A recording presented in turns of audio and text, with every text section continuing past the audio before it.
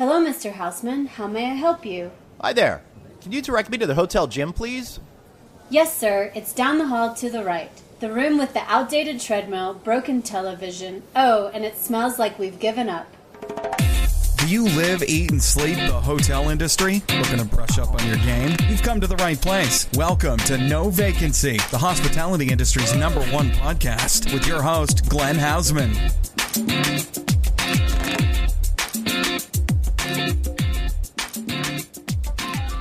Hey guys, welcome back to the show. This is, of course, No Vacancy with Glenn Houseman. I am your titular host, and I want to thank you guys once again for listening. And let me tell you, I am getting excited. I finally have enough ratings of 5 stars on iTunes to be showing, so thank you guys for doing that.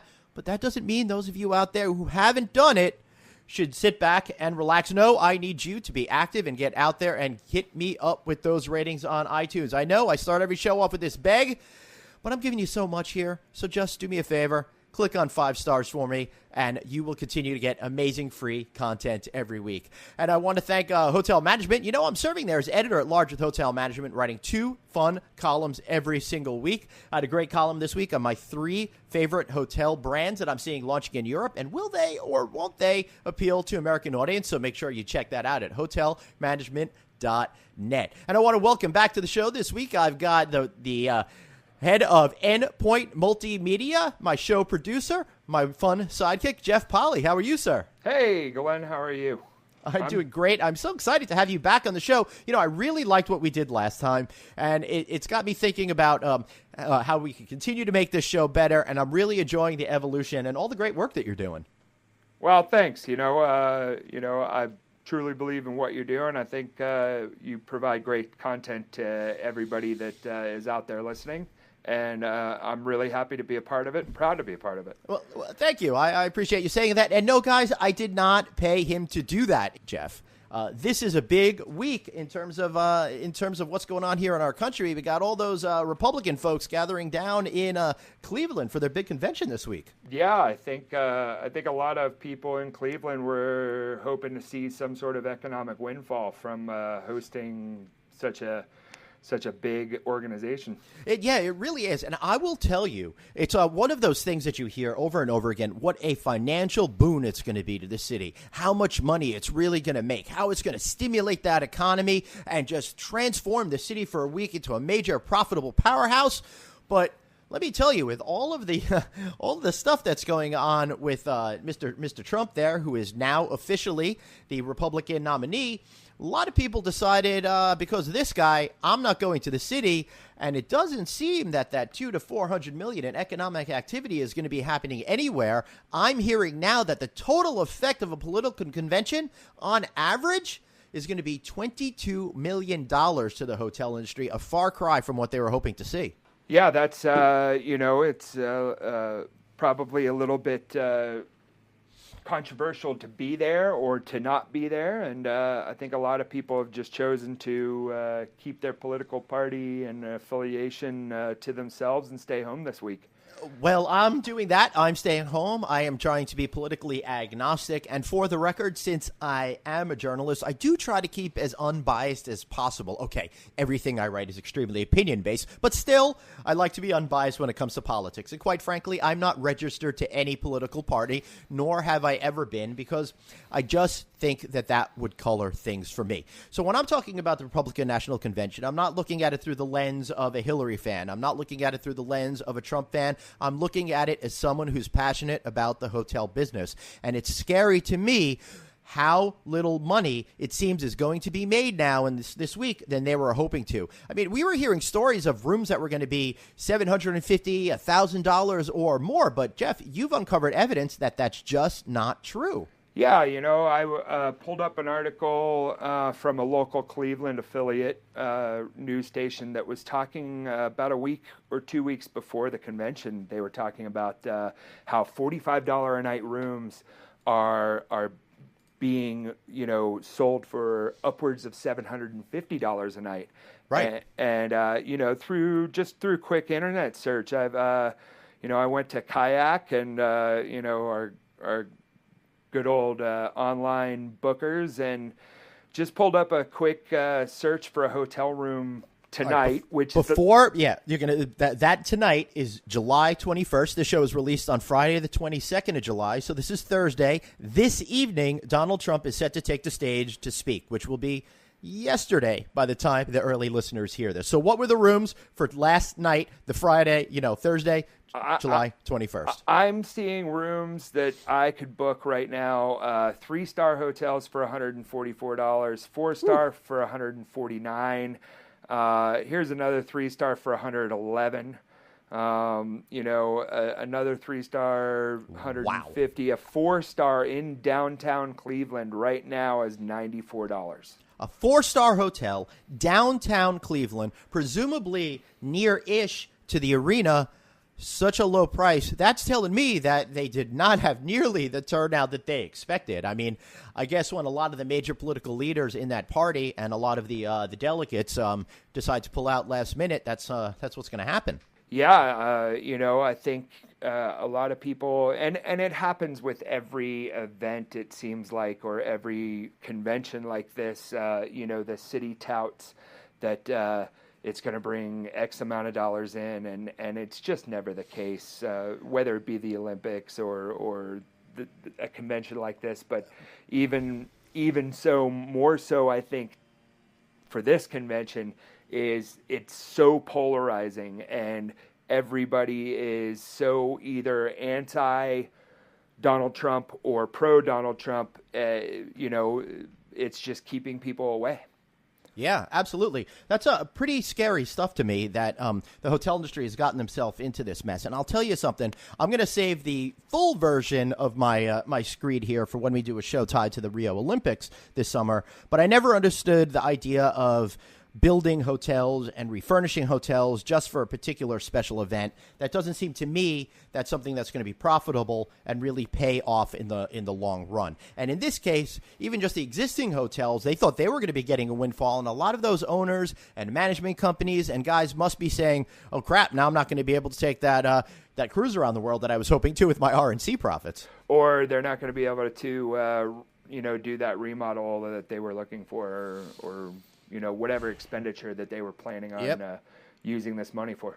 A lot of money at stake, and a lot of money is going to be lost. And I'll be curious to see what happens next month when the Democrats take the stage and they do their convention. But I have a feeling that one is going to have a lot more people at it because there's not a lot of internal angst within the organization to keep people away. Pretty interesting stuff. I'm glad you found that information. So, guys, if you want to go back in time and get a cheap room, go ahead and do it, and you can get over to the convention yourself. But, another thing that I heard this week, and this really surprised the heck out of me, Jeff, is that that poor family whose son was killed by that alligator at Walt Disney World decided today that they are not going to sue Disney, which is shocking to me. Had you heard that? I did hear that. I saw that on an article, and absolutely shocking. But, in my experience, Disney is the type of company that usually tries to, and not necessarily cover their tracks, but take care of people. And it seems like they might have already done that.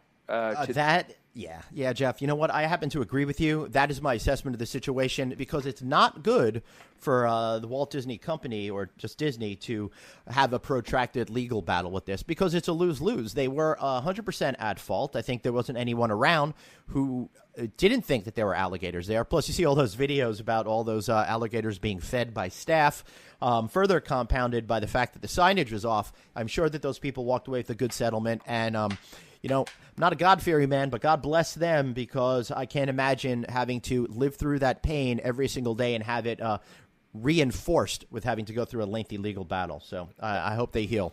Absolutely. Hopefully no amount of money will ever replace the loss of their child. But hopefully, like I said, Disney stepped up to the plate and took care of them and kept it kind of quiet for both sides. Yeah. All right. Now, are you ready? We're going to have the world's clunkiest segue into another topic. We're going to talk about Las Vegas. Nothing like talking about alligators eating children and going straight to Sin City, Las Vegas, one of my favorite cities in the country. And Jeff, I've been there more than 75 times, and I don't think I've ever been there for a vacation, but it is one of the country's preeminent vacation places. Have you ever gone to Vegas for a vacation? I know I've been there with you at least a dozen times for work. I have never been there for vacation. I tend to travel, as discussed in the last podcast. I tend to travel overseas for my vacations, but whether or not I'm there on business, I still try to get out and try to see the sights.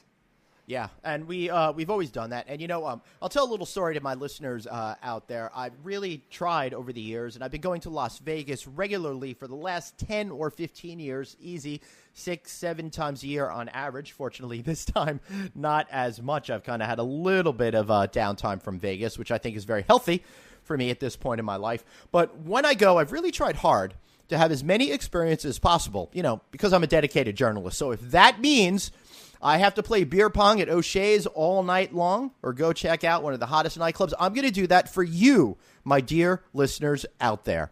But you know what? Las Vegas is a great place, Jeff, and I really, really love it because I think it's the center of U.S. travel trends.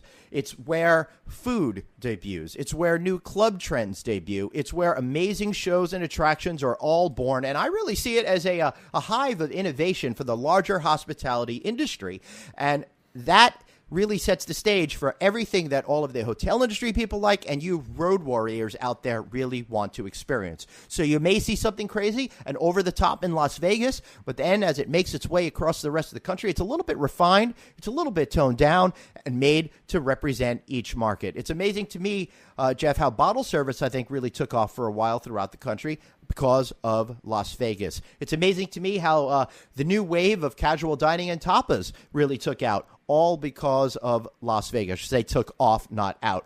And to me, it's one of the coolest places in town. The Strip is really great, but sometimes after being there over and over and over, we want to check out some of those offbeat places that are in Las Vegas. And Jeff, do we have segment theme music this week? Oh, for sure. We'll go ahead and play it. Our business expense allows $40 each for dinner. I plan on grabbing as many miles as I can. Okay. You gotta fill me in on the miles thing. What is that about? We're talking about, like, frequent flyer miles. You really want to know? I'm dying to know. I don't spend a nickel if I can help it, unless it somehow profits my mileage. So what are you saving up for? Hawaii? South of France? Not like that. The miles are the goal.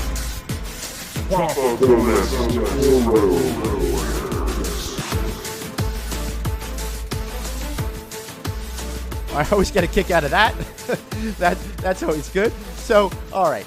Offbeat places in Las Vegas. Now, we've got a great list, and I think we got this from, what, MSN.com?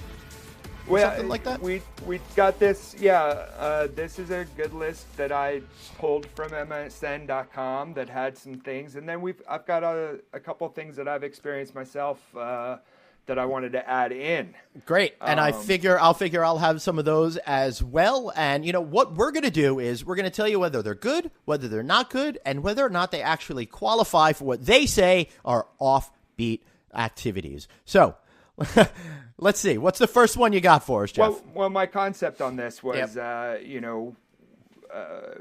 going to Las Vegas as a road warrior. We all do business in Las Vegas. We've all been to trade shows. We've all been to conventions. And as much as we, sometimes enjoy the Strip, it can get a little tiresome and kind of want to take a break from it and get off the Strip and see some of the other cool things that are going around town. And, that's true. So I built this list, and hopefully you enjoy it. But the first one that I have is called Monster Mini Golf. And Monster Mini Golf is an indoor mini golf course that is based around Kiss memorabilia. Kiss being the band. Right. And you can actually putt into a giant version of Gene Simmons' head with his tongue sticking out, which I thought was really cool. So this is a really cool indoor mini golf course, lots of neon, lots of glow-in-the-dark type stuff, kind of crazy and off the wall. And in the same facility, they actually have a Kiss-themed ceremony wedding chapel called Hotter Than Hell. So if you get over to Vegas and you find yourself wanting to get married and you're a Kiss fan, this place has everything for you. Well, if my beautiful bride ever divorces me, that's where I'll go have my second wedding. Or maybe I'll just take her and we could renew the vows because you know how much of a Kiss fan I am. And by much, I mean not at all. But a lot of people love Kiss, just not my kind of thing. You know, as far as Monster Mini Golf goes, I took my kids to one once out here on Long Island, and it did not end well. One of my kids had a major fit and wound up throwing the golf club, and it stuck in the wall. So not going back to Monster Mini Golf anytime. I feel like every show I talk about places I'm banned. You know, maybe it's me. I'm starting to wonder. But anyway, I love the idea of Monster Mini Golf. Go check that out. I believe it's across the street from the Hard Rock Hotel. All right, what do you got next? So the next one I've actually been to, and I think it is a must for every person that attends, something in Vegas or vacations there. Part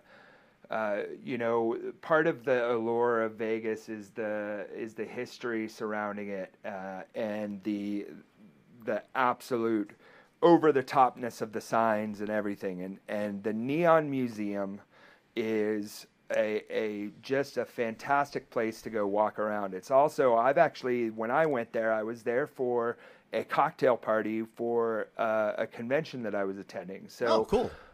What a great place to be outside and see some of these old signs from 50s and 60s and 70s Vegas that were preserved, and it's a really, really cool outdoor place. It really is. I've had the opportunity to be there as well, and they give tours so you can learn about the history of Las Vegas and all of the signage that goes along with it. And it's great that they're taking the time to protect all of these signs as well. And if you after you enjoy the museum, and I'd recommend either going first thing in the morning before it gets too hot out in Las Vegas, or late in the day when it's in the evening, because a lot of those signs work. And further, if you go up and down some of the main drags in downtown Las Vegas, they have put the signs in the center of the streets, so as you're driving by, you could really get a sense as to what they used to be. Which I really I love. So again, this one, as you said, Jeff, a total must. All right, what's next? So the next one I've been dying to try every time I go to Vegas, because I'm not really a car guy, but I do really want to one day kind of check off a bucket list of driving a supercar, and I think a lot of us do that. Well, I drive a supercar. I think, as you know, I don't like to brag, but I do have a 2004 Camry. So, hey, I don't need to go to this place. Does it have a spoiler on it? No, but it has my kids in it, and they're spoiled. So that's about the same thing. Yeah, about the same thing. Well, this place can amp it up a little bit more, and it's called Speed Vegas, and basically, whatever your heart's desire, whatever you can imagine of driving as far as supercars, between Ferrari, Lamborghini, Mercedes, Audi, Bugatti, pretty much everything. You can rent and drive these supercars on the longest racetrack in Las Vegas. And how cool is that to be able to just sit in one of these, couple $100,000 cars and take it for a spin? That sounds really great, but I'm a total loser and can't drive a stick shift, so I have a feeling that I've got to go take a couple of lessons on that first. Yes, I'm a 45-year-old guy that doesn't know how to drive stick, and I'm not sure very proud. I'm sure they have some automatics for the millennials, too, because most millennials can't drive sticks either. Well, yeah, I mean, they've essentially been eliminated from our society, and younger kids probably don't know how to do it. I mean, we came up in the age where we were still bridging over from every car being standard to automatic being something that you'd have to pay a lot extra for. Now you can't even find standards. You have to demand that they do it, and a lot of cars I don't even think are made at all that way anymore. But I don't know, because I haven't bought a car in a long time, as is evidenced by my 2004 Camry. or Corolla, I should say. So we'll see what happens there. There's definitely something I'd like to do. And, Jeff, I'm thinking maybe we should hit this place next time we go out to Las Vegas. Sounds good. I'm in. All right. What's next? So next is actually something that you can do for free, and you don't hear that term too often in Las Vegas anymore. No. They've monetized everything in Las Vegas. Red Rock Canyon, and I've actually been out there. Red Rock Canyon is gorgeous.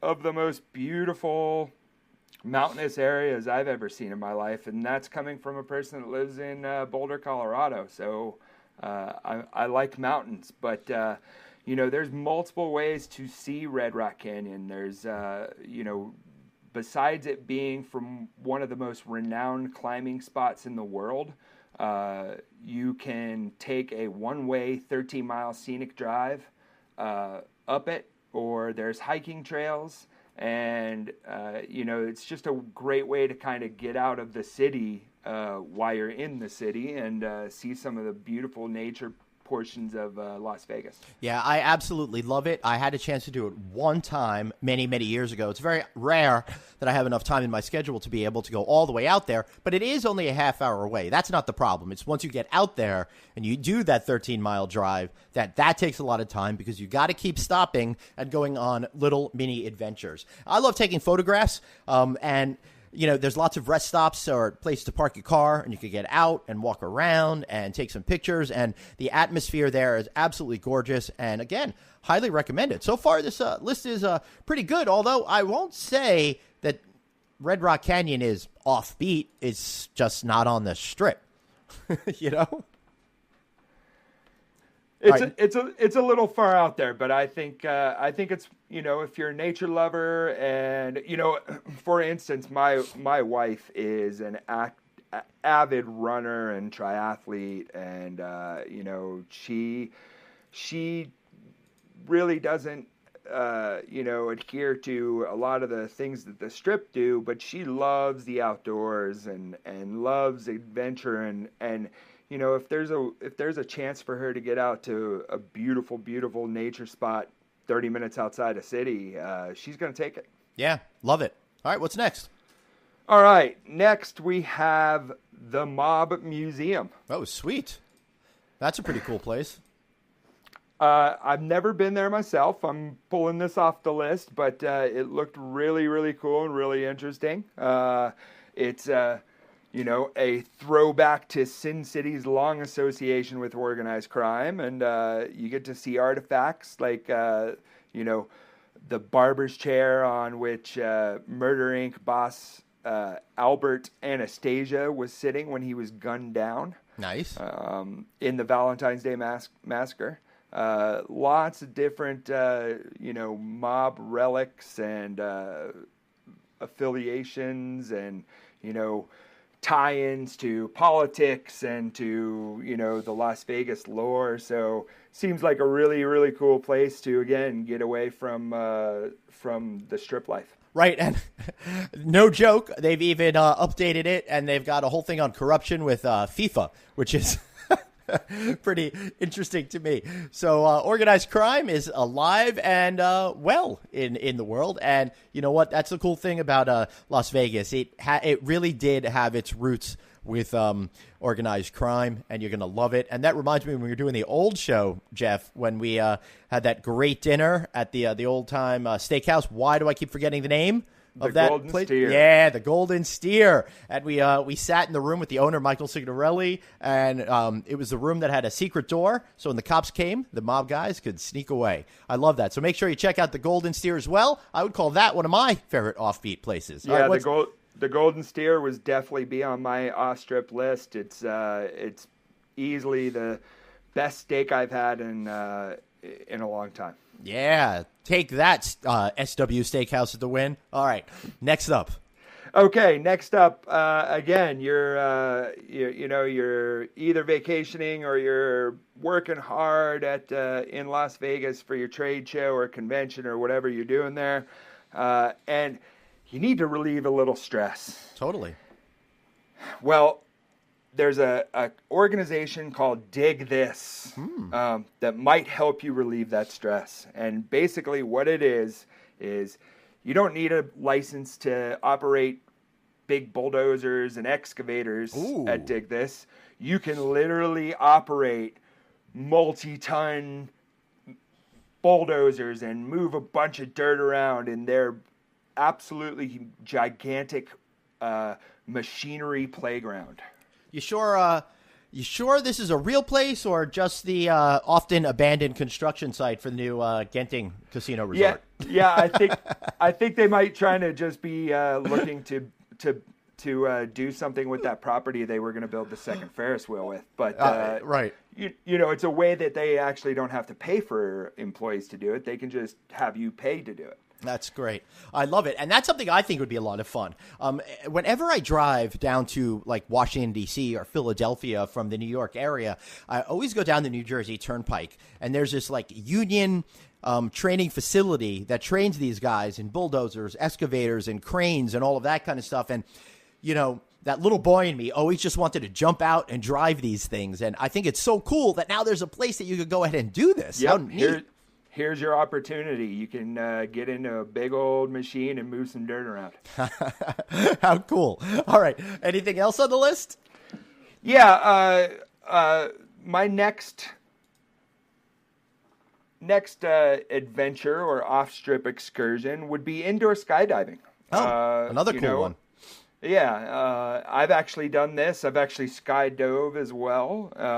So I've done a little bit of both, but it's indoor skydiving is really cool, really fun. It gives you the experience of doing the actual thing without being 15,000 feet up in the air, which I know for someone like you, Glenn, you might prefer this more tame version of skydiving. I do appreciate your being sensitive to my needs with picking this one, Jeff, and you're absolutely right. I am a total wuss and would never, ever think about jumping out of an airplane. Now, this looks really fun, though. I mean, you just jump into the middle, and this giant fan just propels you, and you have that sensation of, flying around. How awesome. Yeah, it's super fun, super cool, and definitely an experience and one that you can, again, get off the strip to go see. And it's not far, and it's very conveniently located, only like 7 to 10 minutes off the strip. I've seen them before. Excellent. What next? So the next one that I have for you is something that you and I have actually done, and It is one of my favorite locations in all of Las Vegas. When we're there, we're always in, casino bars or nightclubs and it can get a little pretentious. It can get a little stuffy. The Gold Spike, which is downtown Las Vegas. Oh yeah.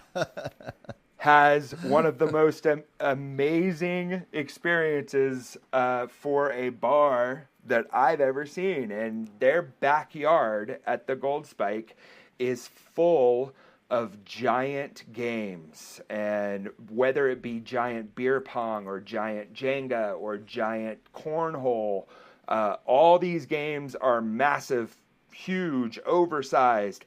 And it is an absolute blast to kind of wipe away the stuffiness of what we're used to on the strip and get out there and have a little bit fun in the backyard of a bar. Absolutely. And other than being frightened of a giant cornhole, I think it's an absolutely cool thing. That giant Jenga thing is basically as tall as you, which is a total lot of fun. They also have a lot of times live bands playing out back, and it's just a great atmosphere to hang out and relax and be social. Yeah, it's again, every time I go to Vegas, I'm trying to think about how I can get to the Gold Spike and relax and have a little bit of laid back, kickback fun. Well, I would recommend for all of you out there listening, not only go to the Gold Spike, but make sure you take one evening out of your trip and go downtown. I used to shun downtown because it used to suck. But things have changed so much. And Jeff, I know you could confirm this with me, but boy, oh boy, do we have fun going down there. And now it's a requisite activity on every single one of our trips. There's great, reasonably priced restaurants down there. Container Park is awesome to walk around and see. It's a shopping center and food strip area built up of nothing but containers, and they've got really cool flaming artwork and all kinds of stuff. So yeah, it's a lively, bustling part of the city that is more localized. It seems like the locals kind of gravitate towards there now. And again, you and I have had a great time down there whenever we've been there. As they should, because not only do you have the Fremont Street experience, which is the 4 blocks with a giant screen over your head in the show, but you go just a little bit south than that, and it's kind of got that Brooklyn hipster kind of feel to it. And there's a lot of bars and restaurants and stuff that attract that local mindset type person and not that tourist. So it's a little bit more hip, it's a little bit more fun, and it's definitely different than anything else that you're going to see in Vegas. Overall, pretty cool list, Jeff. I think we got a lot of activities that we're going to have to do next time we're in Vegas, and dare I say, maybe add a couple of days onto a business trip in order to get it done. Hey, hopefully, people get some use out of it, have a little bit of fun when business isn't in their way. And if you're ever out in Vegas and we're there, we'll do one of these excursions with you. Yeah, that's right. Just drop me a line on Twitter @TravelingGlenn or my email, Glenn, Glenn, @rouse.media. And let me know when you're going to Vegas. If you need any advice, I am here for you. We've lived it. We've breathed it. We know all of the people that are on the inside and can give you the tips that you need in order to maximize your Vegas experience.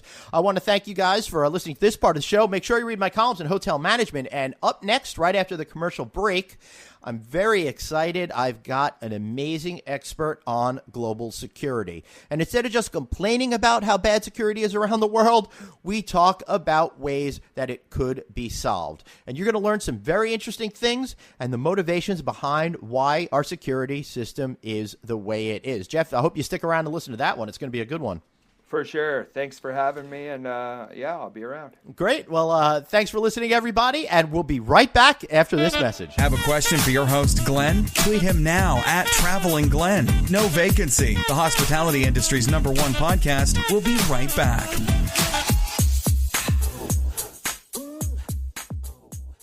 Get a $50 Best Western gift card when you stay 2 separate times. Plus, enjoy breakfast and free high-speed internet. Rewards members get even more when you book direct at bestwestern.com. Visit bestwestern.com for terms and conditions. Each Best Western branded hotel is independently owned and operated. Okay, I don't know if you're mentioning it or not. Just corrections.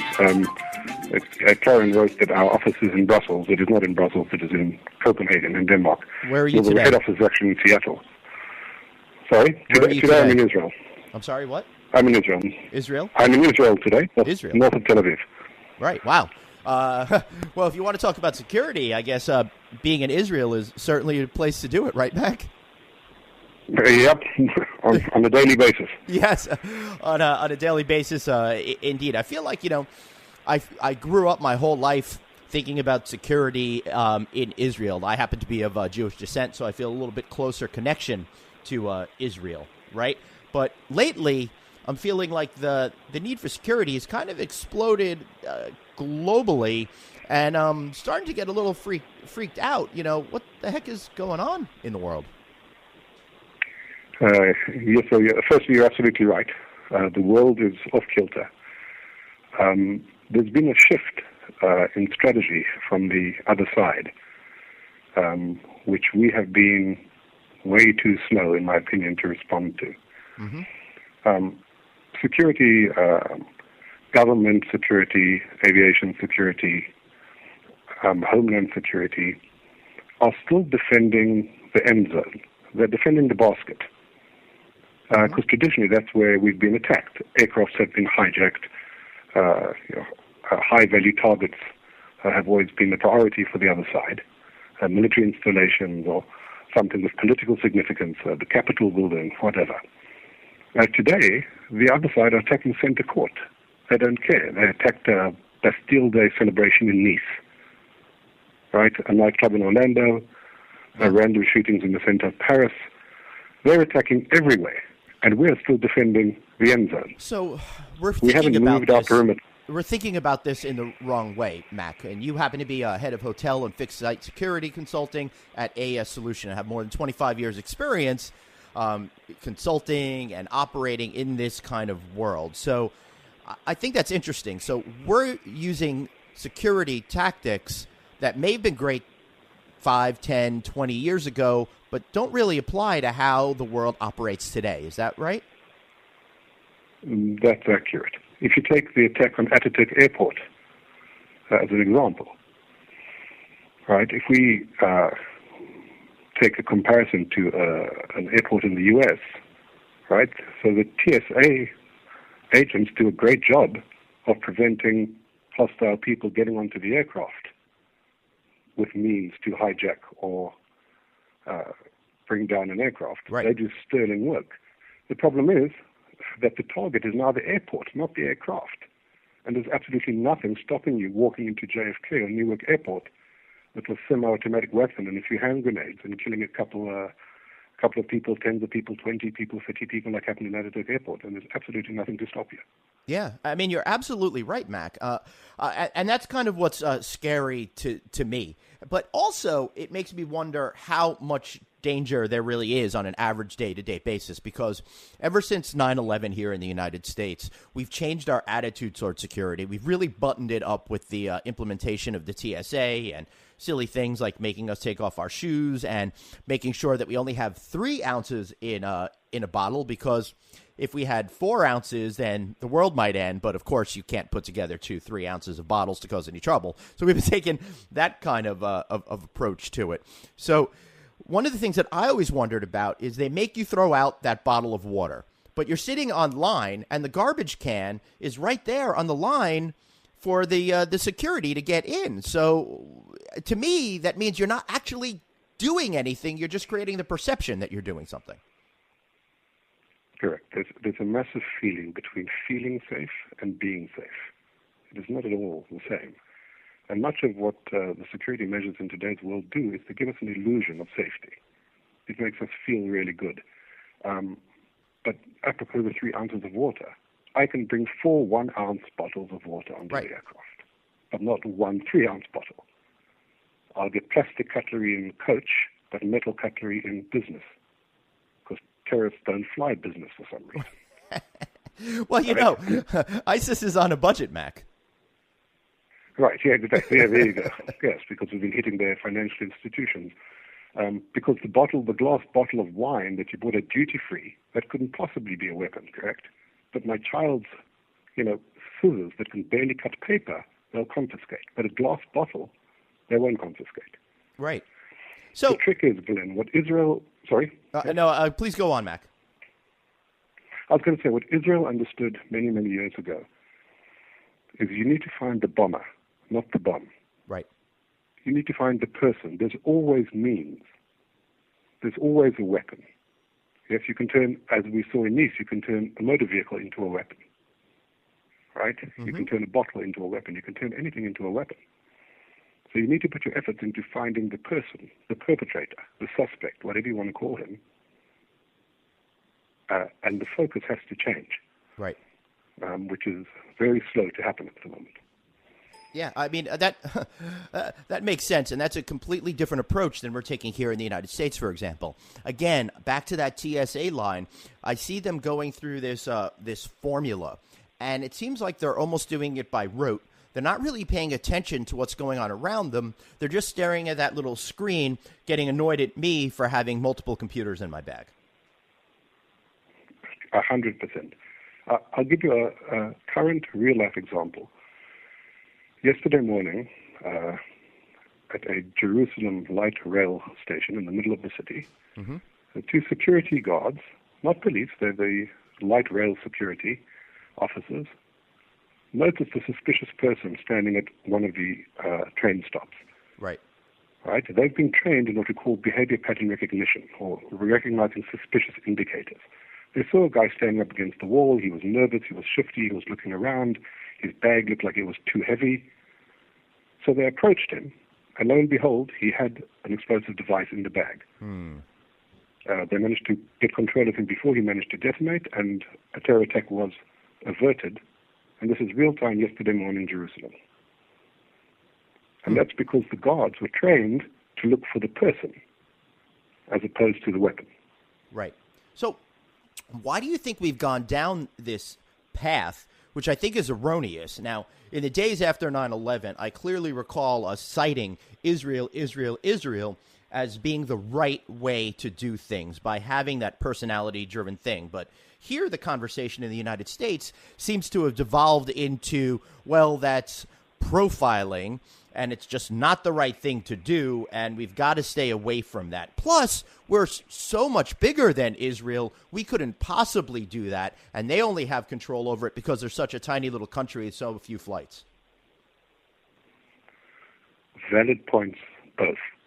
I'll address them individually.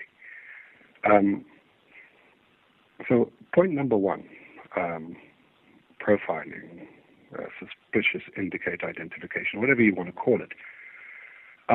Is it humiliating, degrading, unpleasant, embarrassing? Absolutely. Would we rather not do it? Absolutely. Is it necessary? Absolutely. It is unreasonable, it is not rational choice theory to suggest that I'll respond to a poodle if I'm jogging down the road the same way as I'll respond to a Doberman. That's right. And it's not because I have anything personal against Dobermans, tall, brown and black dogs with pointy noses and spiky ears. It's because Dobermans objectively bite, right, and poodles don't. You know what, Mac? I think you're right, and I am scared of Chihuahuas. Those things scare the heck out of me. They think they're giant dogs, and they just want to bite me like crazy. So I'm staying away from them, too. Correct. And it's not personal. And I know that I might be crossing the line by saying it out loud, but it's necessary, right? If blonde-haired, blue-eyed, Gap-wearing, Yale-attending, Americans were carrying out terror attacks all over the world, well, Israel would probably profile them as well. Right. It's not because of your religion or your creed or your belief or your color. It's because you look like people who do bad things. And we apologize, and it's horrible. But the flip side of not doing it is yet another attack, more innocent lives lost. Yeah, it seems, right. And it's a particularly tough bind, I think, for our country because we've got two competing sides. We got the war hawks that would, eliminate Muslims from society altogether, for example, and then we've got the lefty, super lefty liberals who would only pull aside those blonde-haired, blue-eyed guys and really old women to prove a point.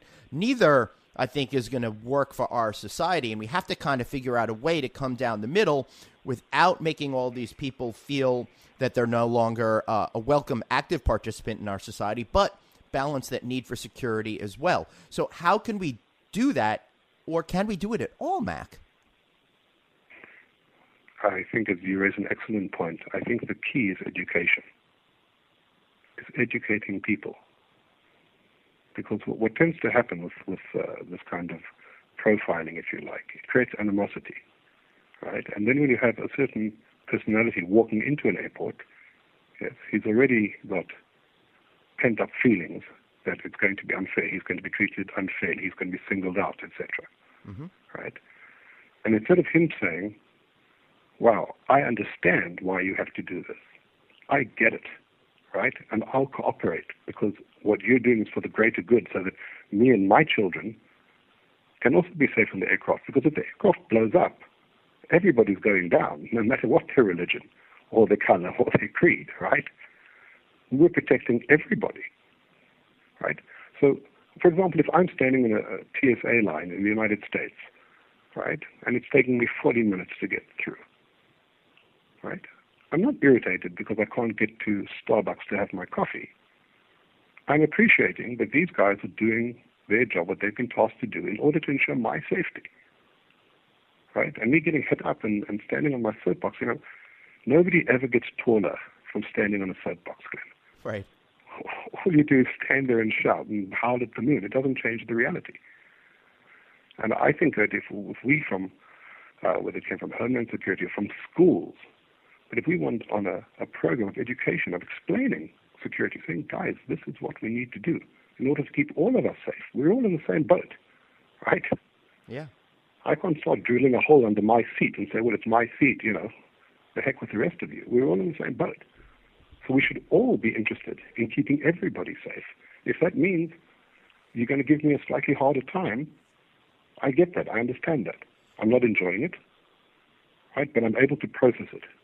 I'm able to accept it. But work needs to be done in that department. Yeah.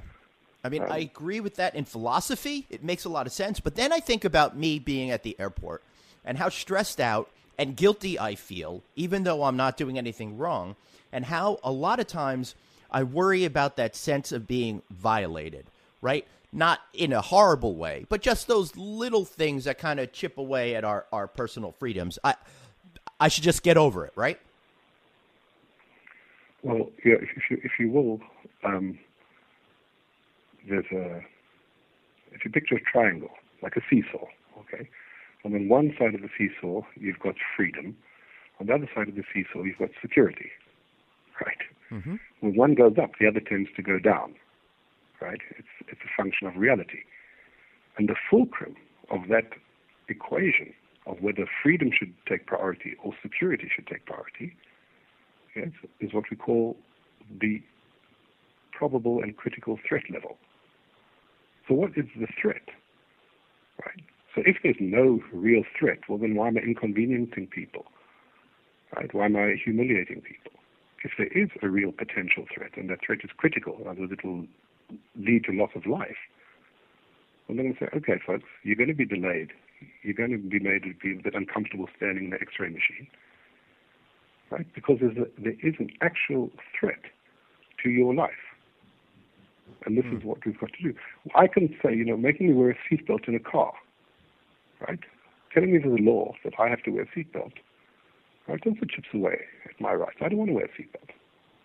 I don't want to wear a motorcycle helmet when I ride a motorcycle, right? Why in some states do I have to wear a helmet? I find it restricting. It decreases from my pleasure of the ride. I can't feel the wind in my hair. That's right. Right? So at what point do you say, this is chipping away at my freedom? And at what point do you say, yes, but it's actually looking after my safety, my life? And it's a fine balance. I agree. It is, and I think that's something as a society that we need to come to terms with. But what about that other issue that I mentioned? And we kind of got a little off track there with having that security system that really focuses on behavior, and how here in the United States we've decided that it's just not practical because we're too big. Do you agree with that assessment? And if not, what would you do? Okay, so my feeling is that lack of willingness to do something is originating with bean counters. It's originating with number crunchers who are doing cost versus benefit calculations and saying, to restructure the entire infrastructure around JFK in order to check vehicles and people coming in and screen people before they get to the terminal building, et cetera, or even to train people. In other words, to make sure that the security personnel at the airport are a high quality of person, educated people who can be trained in recognizing suspicious indicators, etc. That's going to cost X amount of money, right? And our calculations say that, well, if we lose 10 citizens to a terror attack every 5 years, it just doesn't justify the expenditure and the effort to prevent that. That's a pretty scary thought, Mac. Again, I'm not basing this on any facts that I know. No, I agree. But there've been enough class action lawsuits against the automotive industry when there's some problem with the vehicle, and they go, it's not worth the money to recall all the vehicles. And if there are a couple of accidents and a couple of claims that we have to settle, we'll do that. But that's much cheaper than actually recalling 2 million vehicles and fixing them. It's a reality of doing business. And then I get into the moral aspect of it. As a society, shouldn't we be better than that? But I guess we're not, because we don't even want to pay employees here $15 American an hour, and we expect those people to be all and stop security. Let me tell you, if I was an airport security guy and I was getting paid $15 an hour, I'm not so sure that I would put my life at risk if a situation, I sense a situation was coming. You're 100% right. If I step back for a second to the Israeli model, the guards at Ben Gurion Airport are all temporary, and they're students. They're university students. And this is well-paid part-time work. But what you have are people studying tertiary education who have the capacity to be trained to a high level and to understand to a high level the psychology of suspicious indicator recognition, etc. And they invest a lot in the training. And unlike any other airport in the world, in Ben Gurion Airport, if you've ever had the privilege of flying through Tel Aviv, they talk to you, they chat with you. Right? When you come to check in, hi, you've been in Israel 2 weeks, where did you go, where did you stay, who did you see? All very cordial and friendly. No big tough guy attitude. And they're watching you. They're watching how you answer. They're watching your eye contact. They're watching your body language, right, for suspicious indicators. So they can weed out people who are displaying behavior which would suggest that it's a pre-attack behavior, what we call, that they're about to engage in some sort of extreme act. It's not foolproof. Well, nothing is foolproof, Mac. I think we could agree on that. Yes, sir. Nothing is foolproof.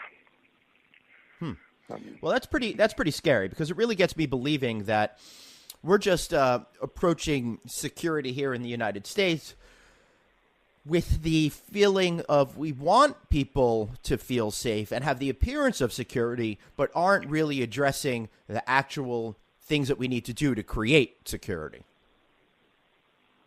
The belief that more guys with more guns makes you more secure is a misnomer. Real security is covert, not overt. There's a mantra I've just copied by one of my colleagues in the company. It says, stop the threat as early and far away as possible. That's the key to security. When the bad guy is in the airport with a gun, well, then you failed in mitigation. All you can do is contain and control the situation and limit the damage. But the key to real security is making sure the guy does not get into the airport terminal with an explosive, with a firearm. Right. And many of those measures need to be covert. They need to be hidden. They need to be not seen. Yeah. Right? Because a hostile, if he knows he's come, there's a policeman at the door to the airport. So he prepares himself, right? And he's been trained how to lie and how to bluff his way past the policeman and how to stay calm and cool and collected. And he's got makeup on his face that prevent the sweat coming through. He's prepared himself. Right? But if there's an undercover guy kicking around on the sidewalk with a suitcase looking like a passenger, and he's observing people getting out, well, those people don't know they're being observed at that time, do they? They think okay, the security's only inside. So out on the sidewalk here, I will display suspicious indicators. I might say something on my cell phone. Yes, I might reach into my bag to adjust the explosive device, or I might move my jacket and someone will see a firearm under my jacket. But the covert guy outside has a real shot at seeing that. But a policeman standing outside, which makes us all feel really good, his only real function is to respond to an attack. He can't really prevent it. Now, you were saying, Mac, in Turkey, they actually have gone that right direction, and there are several checkpoints before you get there. And I think you believe that because those systems were in place, they did mitigate some of the damage, although maybe they could have done a little bit better of a job? Yeah, look, Ataturk Airport has more security than most. The issue was, again here, that the first check at Ataturk is when you walk into the terminal building. As you walk into the terminal building, there's scanners, also for the person and also for the luggage, right? But that's just one level too late, because they're already inside the building. There's already targets in front of them. And the response at Ataturk was fairly good and fairly rapid. Look, the response in Nice, right, was also good. I mean, it is not easy to stop an 18-wheeler truck traveling at 80 miles an hour. No. Right? The police did their best. The real question in Nice, Glenn, is that the police interviewed the truck driver. When he approached the event, the reports are that they stopped him and they spoke with him and asked him, "What are you doing here with this huge truck?" And he answered them that he's selling ice cream. In a big truck like that? The answer. Yeah, that it's an 18-wheeler truck. It didn't have any logos. It's a white truck, no logos of an ice cream company outside. They didn't open the back of the truck to have a look. They just took it on face value and said, okay, and let him through. And maybe if those same officers had been better trained in behavior pattern recognition, suspicious indicator recognition, they might have noticed something about the way he answered or his lack of eye contact or his eye movements, etc., that would have suggested to them that, something here isn't quite right. Wow. And then they would have investigated further. And maybe. So I just want to qualify that for a second. It is never justified to criticize security forces after the event if you were not there. Mm-hmm. It's really easy to armchair and say, they should have this, they should have done that, they should have done the other. And it's not fair. Unless you were there on the ground at the time, speaking from experience, you do not know all the facts. You do not know if they could have done better or what they could have done better, etc. So I'm in no way poking holes at anybody. I'm just saying that, again, you've got to find the person. You've got to see it coming. Because otherwise it's too late. When the guy's in your arena with means, intent, and opportunity, he will shoot the president. Right? Mm-hmm. They've shot presidents. Right? Israel, for all its brilliance, the Prime Minister was assassinated by a gunman. The minute the guy was there with a gun within range of the Prime Minister, well, then it's just a matter of whether you get lucky, whether he shoots and he hits or he shoots and he misses, like happened to Ronald Reagan. But then it's a matter of luck. Right. It's too late. Yep. I agree with that, Mac. And, to go to your point about not criticizing these guys, it's very easy for us safe and secure in our own homes that have nothing to do with this to be very judgmental. But I think that the public forgets that these guys have probably stopped a lot of things that we don't even know about. And their track record might be a lot better than what we believe it to be. Plus, to go to your training issue, I think you're right. We're totally training people the wrong way, and I think it's a shame that those people let that truck through. And I can't imagine the guilt and embarrassment that they must feel that they didn't see this and that they failed at what they do. Because you've got to believe that these guys that go into this line of business want to protect and save people, and it's got to be devastating to them. Of course. There's nothing like it. You have to live with that your failure to perform or to see what you needed to see led to innocent lives being lost. But again, it is what you said is so correct. When you're sitting in the comfort of your home, it's very easy to correct someone else's golf swing. And in the field, there's so many variables, and it changes so rapidly, and the stress is so high that it's not for us ever to judge anybody, whether it's a police officer, a soldier, or a civilian, in how they respond. Once your life is in danger, the fight or flight instinct that takes over, nobody knows how they're going to respond until it happens. You have to take everything just for what it is and understand. I also want to address what you said before. You're 100% right. Homeland Security, the FBI, the CIA, MI6, the Israeli Mossad, whoever, they prevent and stop a lot more attacks than we can possibly imagine. Right? Mm-hmm. The intelligence community, the only time we know about an attack is when it succeeds. All the ones that the intelligence community prevent, we never hear about. Right? We don't hear about their success. We only hear about it when it doesn't go right. And if it wasn't for them, for all those very brave ladies and gentlemen all over the world, we'd be in much, much, much deeper trouble than we are. And I think that the public also forget about that. They're very quick to criticize. But there are a lot of men and women out there risking their lives and working their tails off to keep the world and our country safe at their own peril. And they do prevent and confound a massive amount of hostile intent all over the world. And we do well to remember that. Yes, I think so. And I think the problem here in the United States, I can't speak for the rest of the world, but I feel like the media spoon feeds us information to create a narrative that may or may not be true, which then becomes a political football, and it's used to win elections as opposed to actually creating security. Now, I don't expect you to comment on that, but I think that's a fundamental problem that's going on here in domestically. I won't disagree with you. I don't think it's a problem that is particular to the United States.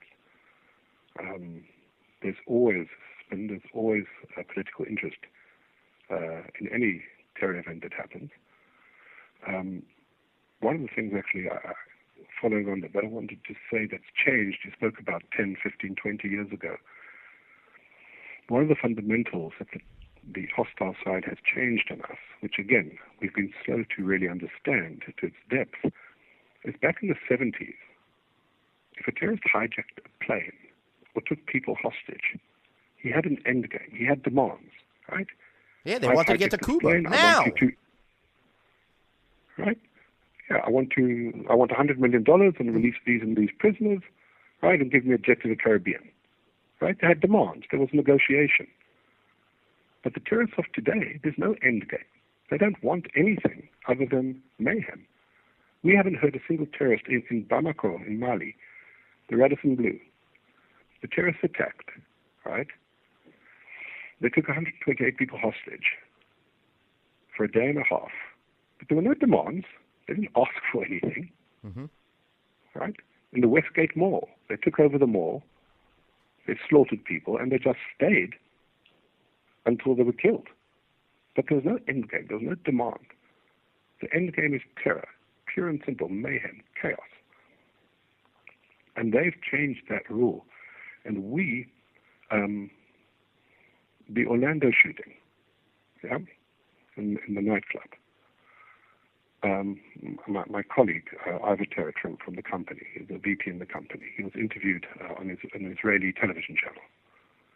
And he said something very true. He said that the law enforcement arrived at an active shooter scenario and turned it into a hostage negotiation. Right? And excuse me if that's a bit harsh.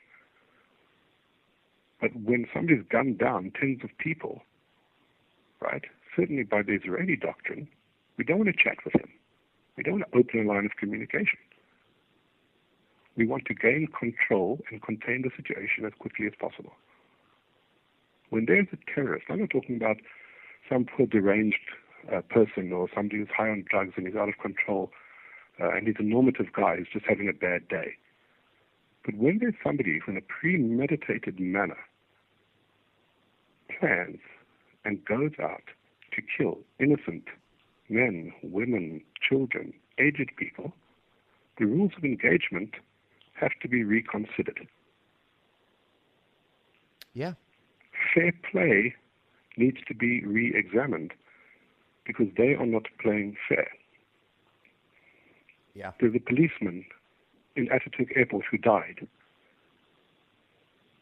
because he played fair. The video is an open source. Right. The Ataturk attack. You see, he shoots a terrorist. The terrorist falls down. He runs up. He looks down. You can see in his body the shock when he realizes the terrorist has a suicide belt on him. And the policeman turns and runs. And a second later, the terrorist detonates the belt. And the policeman was still in the blast radius and he was killed. All he had to do was squeeze the trigger of his pistol. He was standing over the guy on the ground. All he had to do was shoot him once more, and he'd be alive today. Right? But he was probably taught, well, the guy's down, he's helpless, he's on the ground, you can't shoot him. Right?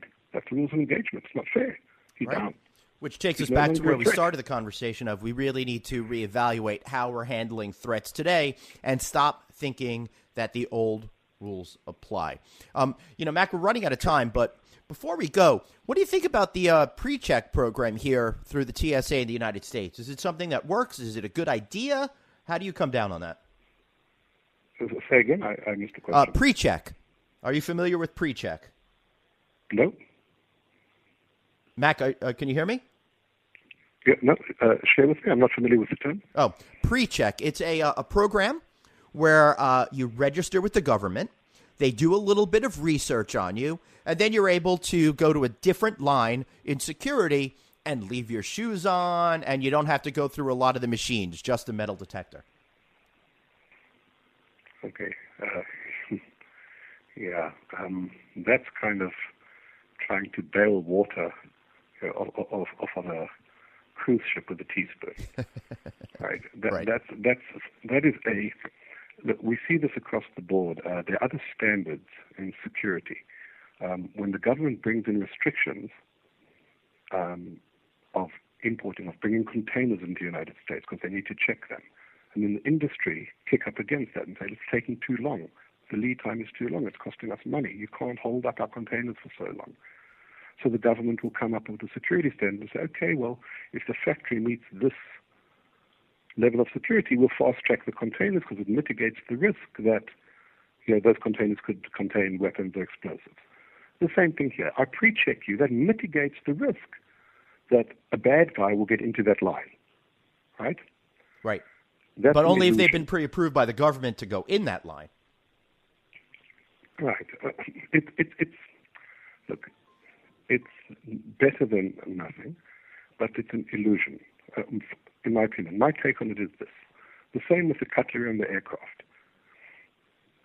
You have to come down to the bottom line. Do you allow knives on aircraft? If you do not, then don't have them at all. And if you do, give them to everybody. So either you need to take your shoes off or you do not. If we seriously think that the threat is in your shoes, then everybody should take their shoes off. And if we don't think the threat's actually in your shoes, then nobody should take their shoes off.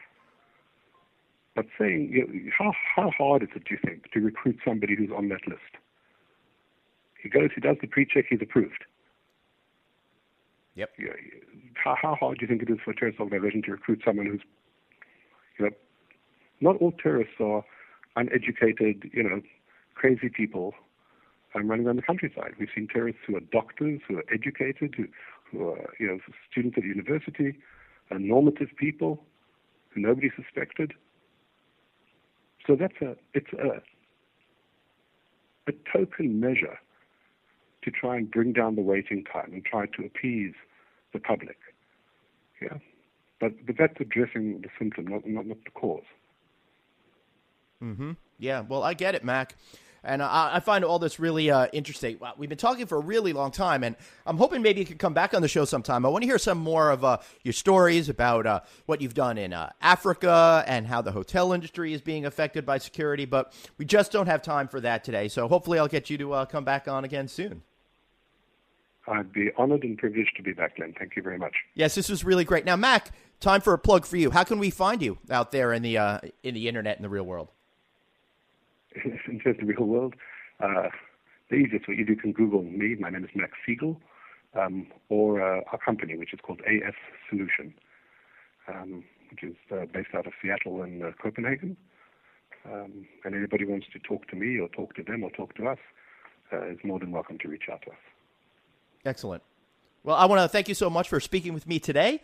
And I want to thank all of you listeners for hearing what we had to say. I think Mac made some really great points today. And be sure to follow me on Twitter at TravelingGlenn. And also email me, Glenn, Glenn, at rouse.media. I want to hear what you think about what Mac had to say. And then if we get some good questions, we'll have him back on to answer some of those questions. We want to demystify security. We want to make big changes. But most importantly, we want to make sure that each and every one of you are safe. Mac, thanks so much for being here. Thank you for having me again. Thanks so much for listening to No Vacancy, the hospitality industry's #1 podcast, with your host, Glenn Hausman, online at rouse.media, on Twitter at TravelingGlenn, and on Facebook.com/Glenn.Hausman. We'll catch you next time.